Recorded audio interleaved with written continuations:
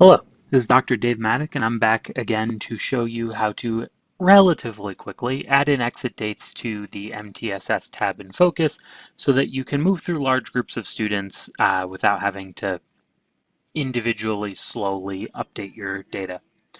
So you recently received a likely error report at your schools, which highlights individual interventions that are very possibly in error, either due to the fact that they provide a service that is no longer offered throughout the school district, such as iReady, or they provide an intervention that is not age appropriate, such as a high school student receiving Journey's Write and Reader, or they're simply greater than 5 years old, which means more than likely the student is no longer receiving that intervention.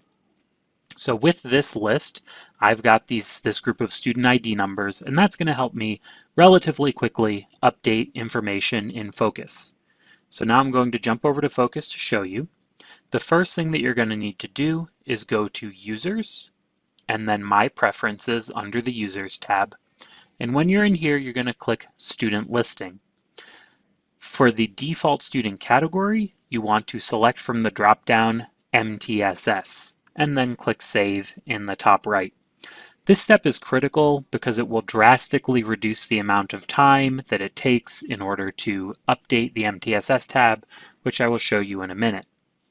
Next, you click the Students button right here and go to Student Info, and you should receive this loading page. You will not have to click Search All Schools, but I will have to simply because I'm picking a different school's information. Then I'm going to go over to my list of student IDs that I want to update.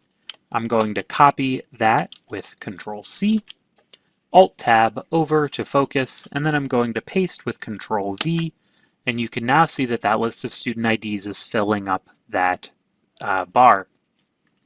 When I click Search, you'll see that I now got a list of students that matches this list of students over here, and you can see that all those IDs are still up here. I will click on the first student in the list.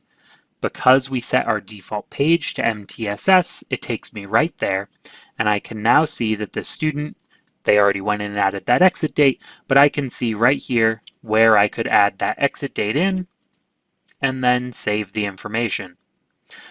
Clicking this arrow right here in the top right of the page will instantly take me to the next student in my list, and because I set my preferences to the MTSS page, I'm ready to click the next exit date.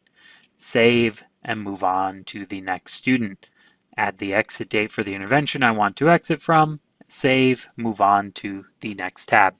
So using this, you can relatively quickly get through large amounts of MTSS information, either adding interventions or adding exit dates.